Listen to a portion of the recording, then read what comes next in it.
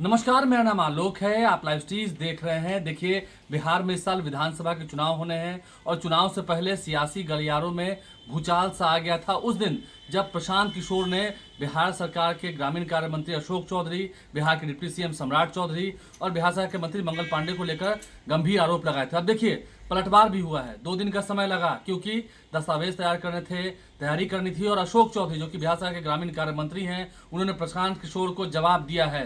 100 करोड़ का legal notice भेजा है। हम आपको तस्वीर दिखाएंगे बिना किसी देरी के। आप इस वक्त स्क्रीन पर देख सकते होंगे, ये नोटिस भेजा गया है प्रशांत किशोर को अशोक चौधरी को से, जो कि बिहार सरकार के मंत्री हैं, ग्रामीण कार्य विभाग के मंत्री हैं।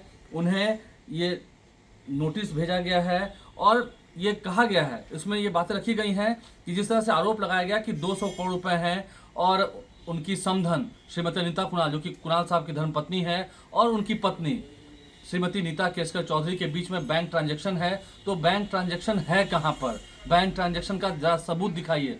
नीता कुणाल तो पिछले दिनों अपना सबूत दिखा रही थी, आप जरा दिखाइए दस्तावेज कहाँ हैं। इसके अलावा एमवीवी जो मानव विकास मंच करके जो एक एनजीओ था, उससे अशोक चौधरी का कोई वास्ता नहीं है, ये भी बताया गया है। और वो आचार्य श्री किशोर कुणाल, पद्मश्री आचार्य किशोर कुणाल, जो कि अब इस दुनिया में नहीं है, उनके द्वारा इसकी रचना तैयार की गई थी, उनके द्वारा इसे बनाया गया था। और जब अशोक चौधरी ने दस्तावेज पेश किए हैं, ये कहा है लीगल नोटिस जारी करते हुए कि प्रशांत किशोर को बताना होगा। आपको याद है, अशोक चौधरी ने इससे पहले भी प्रशांत किशोर के ऊपर केस कर रखा है, जबकि प्रशांत किशोर ने कहा था कि अशोक चौधरी की तरफ पैसा तो उनके पास है नहीं जो टिकट खरीद कर बेटी को एमपी बनवा दें। अब इस मामले में अक्टूबर के महीने में प्रशांत किशोर की पेशी होनी है, यह भी विज्ञप्ति में बताया गया अशोक चौधरी के कार्यालय की ओर से जो जानकारी दी गई है। और अशोक चौधरी ने 100 करोड़ के मानहानि का मुकदमा कर दिया है। हम तस्वीर आपको दिखा रहे हैं बिना किसी देरी के।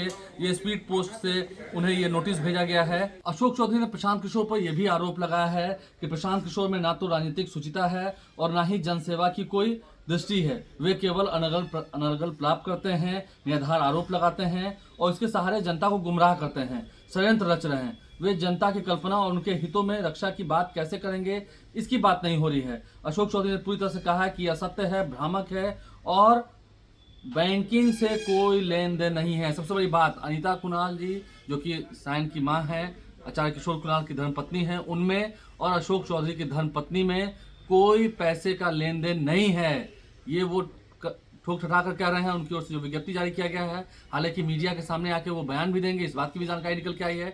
लेकिन शुरुआती दौर में जो खबर निकल के आई है, 100 करोड़ रुपए का मानहानि का मुकदमा किया गया है। देखिए, जेडीयू की ओर से भी, बीजेपी की ओर से भी कहा जाता है कि अगर आप सही हैं तो जवाब दीजिए, करारा जवाब दीजिए। और करारा जवाब दिया है अशोक चौधरी ने। प्रशांत किशोर को कटघरे में लाकर खड़ा कर दिया और कहा है कि जनता के हितों से उन्हें कोई मतलब नहीं है, बस बेबुनियाद आरोप लगा रहे हैं, उनके आरोपों में कोई दम नहीं है। और जिस संस्था की बात कर रहे हैं, जिसमें उन्होंने कहा था कि उनके पास कोई साक्ष्य नहीं है, लेकिन अब उस संस्था की, उस एनजीओ की बात कर रहे हैं, जिस ट्रस्ट की बात कर रहे हैं, उससे अशोक चौधरी का प्रत्यक्ष एवं अप्रत्यक्ष रूप से कोई लेन देन नहीं है। तो अशोक चौधरी ने भी जवाबी हमला बोला है, जवाबी कार्रवाई की है और कानून की मदद से कोर्ट में खड़ा करेंगे, कोर्ट में लाएंगे प्रशांत किशोर को।